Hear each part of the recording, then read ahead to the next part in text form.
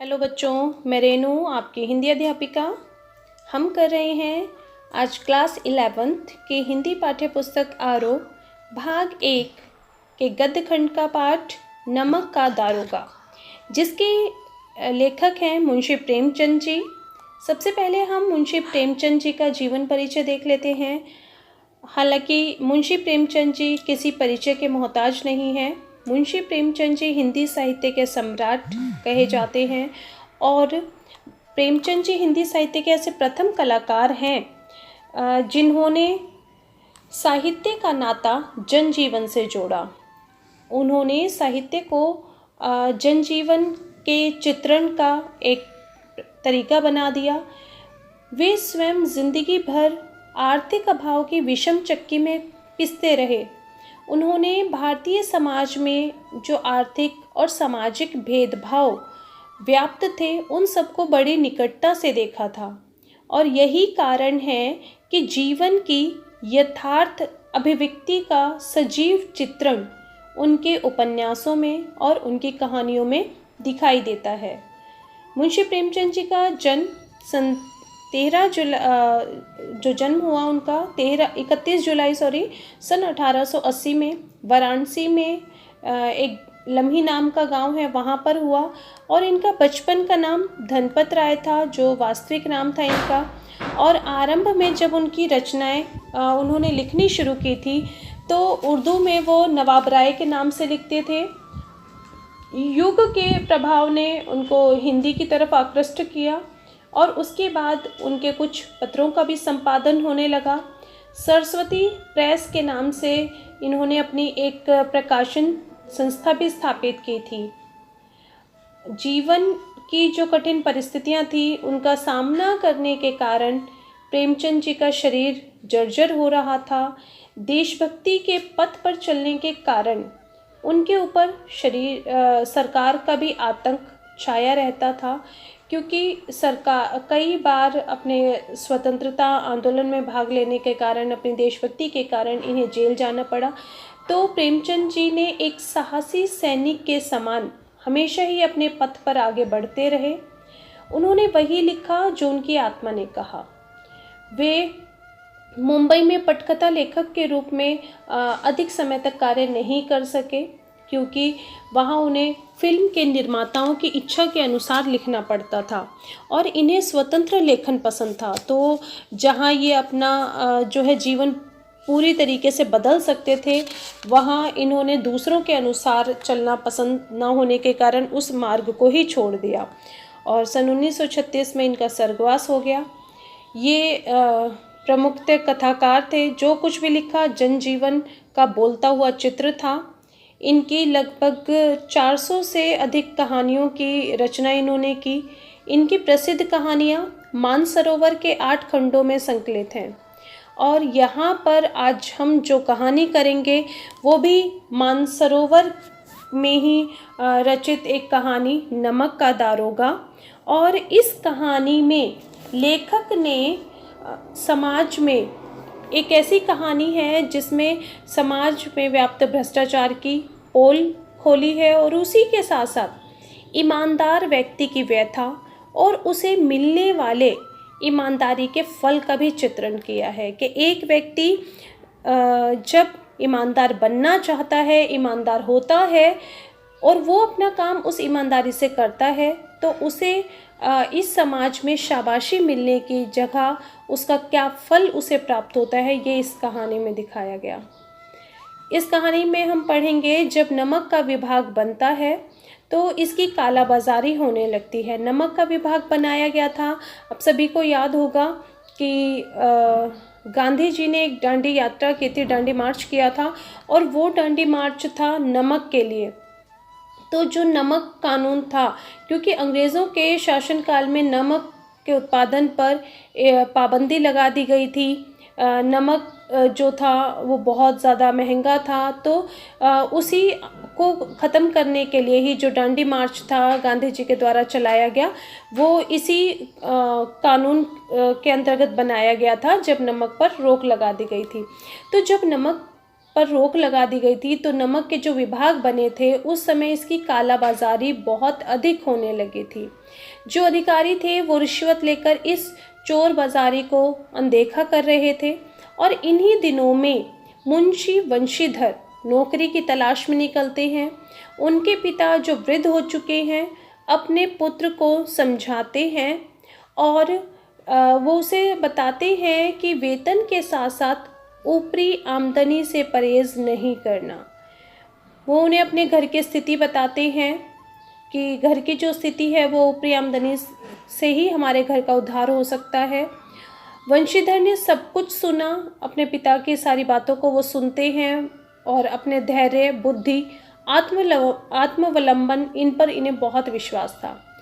उसे नमक विभाग में दारोगा के पद की नौकरी मिल जाती है और उस विभाग में वेतन के साथ साथ ऊपरी आमदनी भी बहुत अधिक थी, क्योंकि नमक का विभाग है तो कालाबाजारी होती है और जहाँ कालाबाजारी होगी वहाँ रिश्वतखोरी होगी ही होगी।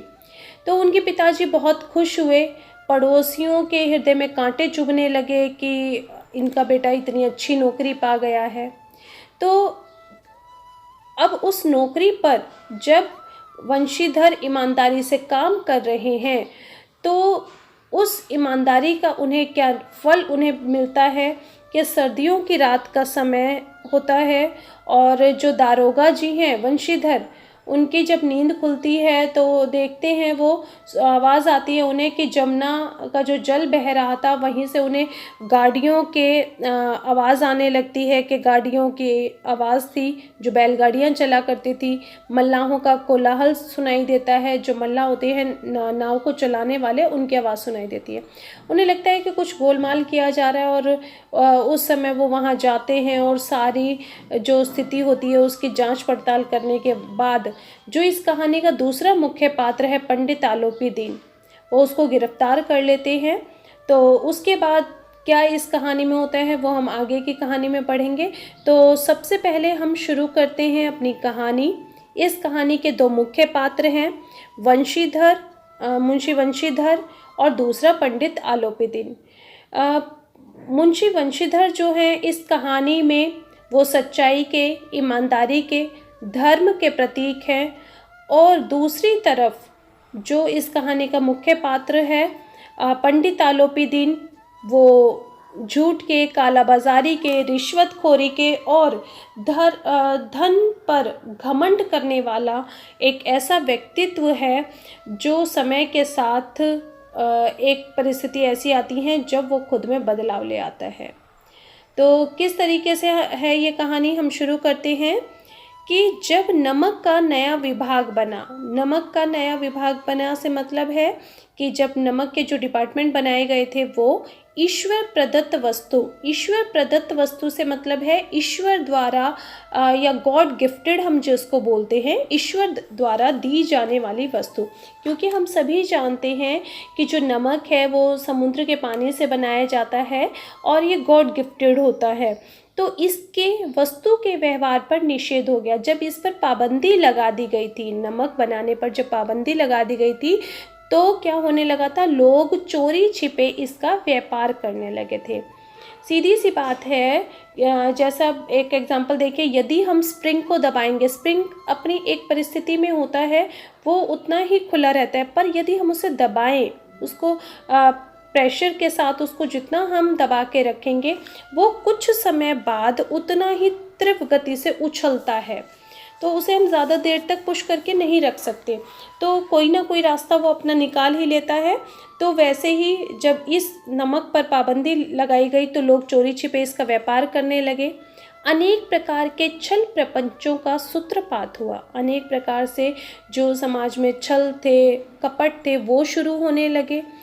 कोई नमक के लिए घूस से काम निकालता था तो कोई चालाकी से। जो अधिकारी थे उनके पोबारा थे, यहाँ पर मुहावरे का प्रयोग किया गया है। और उसके बाद बताते हैं पटवारी गिरी का सर्व सम्मानित पद। उस समय जो पटवारी का पद होता था, पटवारी होते हैं जो ज़मीन जायदाद की रजिस्ट्री करने के लिए काम करते हैं, उनका जो पद होता था वो सबसे ज़्यादा सम्मानजनक पद था। पर अब स्थिति ऐसी थी कि लोग पटवारीगिरी का सर्वसम्मानित पद छोड़ छोड़कर इस विभाग की बरकंदाजी करते थे कि इस विभाग में वो किसी न किसी तरह काम करना चाहते थे, इस नमक के विभाग में वो नौकरी पाना चाहते थे। इसके जो दारोगा का पद था, इंस्पेक्टर का जो पद था इस विभाग में, उस पद के लिए तो वकीलों का भी जी ललचाता था। अर्थात इस पद के लिए बड़े बड़े जो लोग थे वो तरसते थे कि कैसे भी करके हमें यहाँ के दारोगा का पद मिल जाए, क्योंकि सबसे ज़्यादा रिश्वत यहाँ होती थी। तो यह वो समय था जब अंग्रेज़ी शिक्षा और ईसाई मत को लोग एक ही वस्तु समझते थे। जो अंग्रेज़ी शिक्षा जिसने प्राप्त कर ली या ईसाई जो धर्म था, क्योंकि अंग्रेज़ों का शासनकाल रहा था उस समय, तो इसलिए तो दोनों को लोग एक ही बात समझते थे। फ़ारसी का प्राबल्य था, फ़ारसी, क्योंकि उससे पहले मुग़लों का शासनकाल था, फ़ारसी भी बहुत ज़्यादा पढ़ी लिखी बोली जाती थी। प्रेम की कथाएं और श्रृंगार रस के काव्य पढ़कर पारसीदा लोग सर्वोच्च पदों पर नियुक्त हो जाया करते थे। कुछ लोग, क्योंकि पढ़ाई का उस समय इतनी वैल्यू नहीं थी पढ़ाई की, तो जो लोग थोड़ा बहुत पढ़ लेते थे, श्रृंगार रस के काव्य पढ़ लेते थे, अर्थात जो ग्रेजुएशन पोस्ट ग्रेजुएशन तक पहुंच जाता था, तो वो सर्वोच्च पदों पर, ऊंचे ऊंचे पदों पर नियुक्त हो जाया करते थे। मुंशी वंशीधर भी जुलेखा की विरह कथा समाप्त करके मजनू और फहराद के प्रेम वृतांत को नल और नील की लड़ाई, अमेरिका के आविष्कार से अधिक महत्व की बातें समझते हुए रोजगार की खोज में निकल पड़े थे। अर्थात उन्होंने अपनी पढ़ाई पूरी की और पढ़ाई पूरी करने के बाद उन्होंने नौकरी की तलाश करनी शुरू कर दी थी। उनके पिता, जो कि एक अनुभवी व्यक्ति थे, उनके पिता ने उन्हें समझाया, जब नौकरी की तलाश में वो जा रही हैं तो वो समझाते हैं कि जब तुम नौकरी के लिए निकलो तो क्या क्या चीज़ें उन्हें ध्यान रखनी है। तो वो समझाते हुए उसे कहते हैं कि बेटा, घर की दुर्दशा देख रही हो, ऋण के बोझ तले दबा है। ऋण के बोझ तले दबना मतलब कि कर्ज बहुत ज़्यादा हो चुका था। तो वो कहते हैं ऋण के बोझ तले दबे हुए हम, और जो घर में लड़कियां हैं वो घास फूस की तरह बढ़ती जाती हैं। अब यहाँ पर ये सेंटेंस कहना कि लड़कियां हैं घास फूस की तरह बढ़ती जाती हैं, इसका अभिप्राय है कि उस समय लड़कियों को घास फूस के समान माना जाता था, उन्हें कोई महत्व नहीं दिया जाता था। घास फूस से मतलब है कि जैसे जो घास फूस होती है वो अपने आप उगाती है और उगने के बाद भी उसकी कोई स्पेशल सिंचाई नहीं की जाती, कोई विशेष देखभाल नहीं की जाती, पर वो अपने आप पनपती रहती है, विकसित होती रहती है। वैसे ही समाज में लड़कियों के अधिकारों के लिए, उनके कर्तव्यों के लिए उनको कोई भी महत्व नहीं देता, वो स्वयं बढ़ती चली जाती हैं। तो और लड़कियां जो हैं बहुत जल्दी बड़ी लगने लगती हैं, जो इस सेंटेंस का अभिप्राय है। तो वो कहते हैं, और मैं कगारे का वृक्ष हूँ। अपने घर की बेटियों की स्थिति बता दी कि वो भी विवाह के योग्य हो गई हैं, उनकी भी शादी करनी है, बहुत जल्दी बड़ी हो चुकी हैं वो। और कगारे का वृक्ष, कगारे का मतलब होता है किनारे पर खड़ा हुआ वृक्ष। किनारे पर खड़े वृक्ष से मतलब क्या है कि जो किनारे का वृक्ष होता है, जो कभी भी तेज़ आंधी से, तूफान से गिर सकता है। अर्थात जो वंशीधर के पिता हैं वो भी बुजुर्ग हो चुके हैं। और उसके साथ वो ये भी बताते हैं कि जब तुम नौकरी करो तो अब क्या क्या तुम्हें ध्यान रखनी है। तो घर के मालिक मुख्तार तुम ही हो, घर के संभाल करने वाले, घर के कर्ता धर्ता तुम ही हो। तो नौकरी में ओहदे की ओर ध्यान मत देना। ओहदा कहा जाता है पोस्ट को, पद को, कि जब कहीं भी तुम नौकरी करो तो ये मत देखना तुम किस पोस्ट पर हो, किस ओहदे पर हो, किस पद पर काम कर रहे हो। पद छोटा बड़ा होने से कोई फ़र्क नहीं पड़ता। तुम बस ये देखना कि ऐसा काम ढूंढना जहाँ कुछ ऊपर की आय हो, जहाँ 2 नंबर का काम हो, जहाँ रिश्वत तुम्हें मिल सके, ऐसा काम देखना। मासिक वेतन तो उसके साथ साथ वो कहते हैं कि नौकरी में ओहदे की ओर ध्यान मत देना, ये पीर का मज़ार है। पीर का मज़ार क्यों कहा कि जिस तरीके से जो पीर का मज़ार होता है उसकी निगाह कहाँ होती है, चढ़ावे और चादर पर। वो क्या करता है कि वो सिर्फ ये देखते हैं कि किसी ने चढ़ावा कैसा दिया, किसी की लाई हुई चादर कैसी है, तो उसी पर तुम्हें भी ध्यान रखना है। कोई ऐसा काम ढूंढना जहाँ ऊपरी आय हो, क्योंकि जो मासिक वेतन होता है, महीने में जो तुम्हें वेतन मिलेगा वो पूर्णमासी के चांद की तरह होता है। पूर्णमासी का चांद सभी ने देखा होगा। हमारी चंद्रमा की कलाएं 15 दिन घटती हैं और 15 दिन बढ़ती हैं। तो जब चंद्रमा की कलाएं 15 दिन धीरे बढ़ती हैं तो अंत में जब वो पूर्णतः विकसित हो जाता है तो वो पूर्णमासी का चांद होता है। और वो एक दिन तो पूरा दिखाई देता है, फिर अगले 15 दिन वो धीरे लुप्त होने लगता है, कम होने लगता है। तो उन्होंने वही कहा कि जो मासिक वेतन होगा वो पूर्णमासी के चांद की तरह है। एक दिन तो पूरा दिखाई देगा तुम्हें कि हाँ मुझे तनख्वाह मिल गई है, और फिर कुछ समय बाद वो बहुत जल्दी समाप्त हो जाएगा। ऊपरी आय बहता हुआ स्रोत है। ऊपर की जो आय होती है वो बहते हुए पानी की तरह होती है, जिससे सदैव प्यास बुझती है। जो बहता हुआ पानी होता है वही पीने योग्य होता है, उसी से प्यास बुझती है। और वेतन जो होता है वो क्या होता है, वो मनुष्य के द्वारा दिया जाता है, और मनुष्यों की दी हुई चीज़ों में कभी भी वृद्धि नहीं होती, बरकत नहीं होती। ऊपरी आमदनी जहाँ होगी उसी में बरकत होती है। क्यों? क्योंकि ऊपरी आमदनी जो होगी वो तुम्हें ईश्वर देगा। तो मनुष्यों को देखो, जहाँ पर भी तुम नौकरी करने जाओ तो क्या क्या देखना है? मनुष्यों को देखना, उसकी आवश्यकता को देखना, अवसर को देखना, और उसके बाद जो तुम्हें सही लगे वो करना।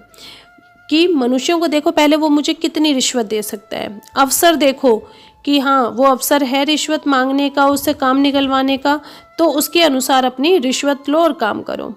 गरज वाले आदमी के साथ कठोरता करने में लाभ ही लाभ है। जिसको गरज होगी, गरज मतलब जिसको आवश्यकता होगी, कहते हैं ना कि ज़रूरत के टाइम तो गधे को भी बाप बनाना पड़ता है। तो जिसको गरज होगी वो तुम उसके साथ कठोर भी हो जाओगे तो भी वो तुम्हें रिश्वत देगा ही। तो उसके साथ कठोरता करने में लाभ है। उसको ये कह दोगे कि नहीं 100 रुपये में काम नहीं होगा, मैं तो 1000 रुपये में ही काम करूँगा, तो जिसको गरज होगी वो 1000 रुपये कहीं से भी करके देगा। और जो बेगरज हो उसको दांव पर पाना थोड़ा कठिन होता है, ज़रा सा कठिन है। उसको दांव पर लगाना थोड़ा सा कठिन होता है। और इन बातों को तुम अपनी निगाह में बांध लो। ये मेरी जन्म भर की कमाई है, जो मैंने ज़िंदगी भर में सोचा है, कमाया है।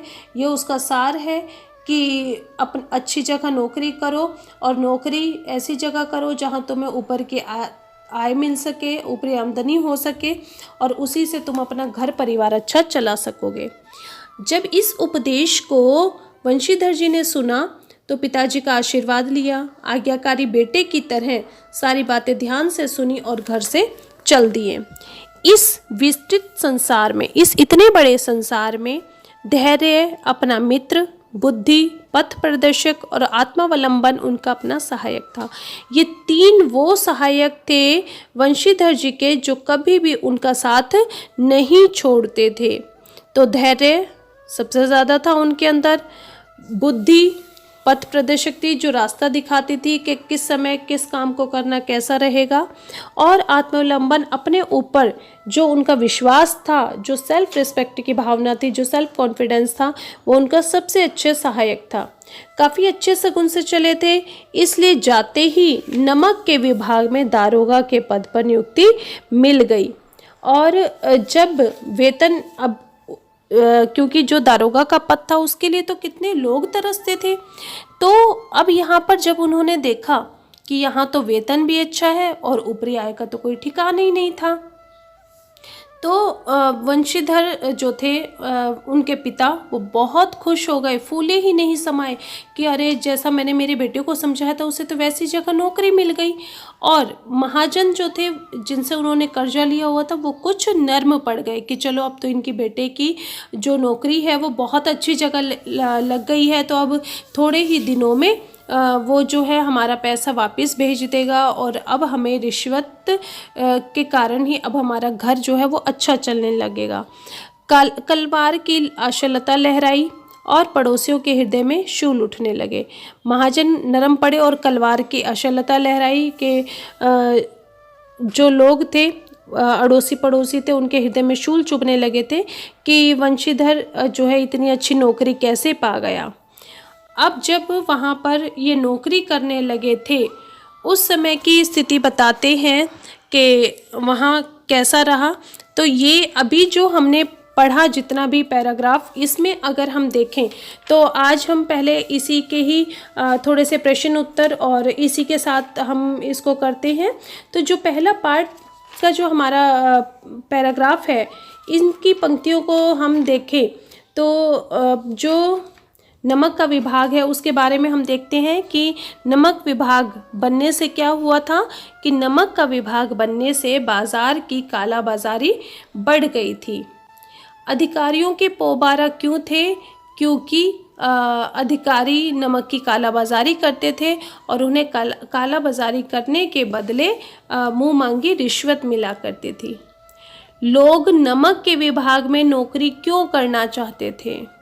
लोग नमक के विभाग में नौकरी इसलिए करना चाहते थे क्योंकि इस विभाग में वेतन के अतिरिक्त ऊपर की आमदनी भी बहुत होती थी, ऊपरी आमदनी भी बहुत ज़्यादा थी। तो लोग बाग इसलिए चाहते थे कि हमें कैसे भी करके यहाँ पर एक बार नौकरी मिल जाए। दारोगा पद के लिए वकील क्यों ललचाते थे? जो वकील थे वो दारोगा पद के लिए इसलिए ललचाते थे क्योंकि नमक विभाग के दारोगा को अच्छा वेतन, घोड़ा, नौकर, चाकर, इन सब के अतिरिक्त ऊपर की आमदनी भी बहुत ज़्यादा मिलती थी। उसके बाद पिताजी जो उन्हें बातें समझाते हैं वो देखिए कौन किसको क्या बातें समझा रहा है और क्यों समझा रहा है। तो इस जो कहानी का अगला पैराग्राफ है उसमें मुंशी वंशीधर के पिता अपने बेटे वंशीधर को समझा रहे हैं। और क्यों समझा रहे हैं? क्योंकि उनका बेटा नौकरी की तलाश में जा रहा है, घर से निकल रहा है। और जब भी कोई बेटा नौकरी की तलाश में घर से बाहर निकलता है तो पिता उसे कुछ ना कुछ गुरु मंत्र की तरह या कुछ बातें ऐसी सिखाते हैं जिसके कारण बेटा हमेशा प्रेरित होता रहे और अपने अच्छे काम की तरफ लगा रहे। घर की दशा कैसी थी वंशीधर जी की? तो हम देखते हैं कि उनके घर की दशा बहुत ज़्यादा दयनीय थी। ऋण का बोझ बहुत ज़्यादा बढ़ चुका था। लड़कियां विवाह योग्य हो चुकी थी परंतु उनका विवाह नहीं हुआ था। और जो वृद्ध थे, जो वंशीधर जी के पिता थे, उनके काम करने में वो लाचार थे, बुजुर्ग हो चुके थे, वो कभी भी मर सकते थे। नौकरी को पीर का मज़ार क्यों कहा गया है? नौकरी को पीर का मज़ार इसलिए कहा गया जैसे पीर के मज़ार पर लोग चढ़ावे चढ़ाते हैं, चादर चढ़ाते हैं, उसी प्रकार नौकरी करने वालों को वेतन अतिरिक्त ऊपरी आमदनी के रूप में चढ़ावा मिलता है कि जब कहीं पर भी व्यक्ति नौकरी करता है तो उसे ऊपरी आमदनी के रूप में एक चढ़ावा मिलता है और उस चढ़ावे पर ही उसे अपनी नज़र रखनी चाहिए। और पिता पुत्र को ऐसी नौकरी ढूंढने की सलाह देता है जिसमें वेतन के अतिरिक्त ऊपर की आमदनी भी अधिक हो। लेखक ने वेतन को पूर्णमासी के चांद के समान कहा। तो लेखक जो है वो पूर्णमासी के चांद के समान उसे कहते हैं कि जैसे वो महीने में एक बार दिखाई देता है और उसके बाद पूर्णतः समाप्त हो जाता है, वैसे ही जो वेतन है वो भी जब मिलता है तो वो व्यक्ति को बहुत ज़्यादा नज़र आता है, फिर थोड़े समय बाद ही वो बहुत जल्दी ख़त्म हो जाता है। तो इस तरीके से ये हमने कहानी का पैराग्राफ देखें। इसके क्वेश्चन आंसर्स आप नोट ज़रूर बना लें साथ साथ और अपने वर्क को कंप्लीट करें। आशा है आपको ये पार्ट समझ में आया होगा। इसकी व्याख्या का आगे का भाग हम अगली वीडियो में करेंगे। धन्यवाद बच्चों।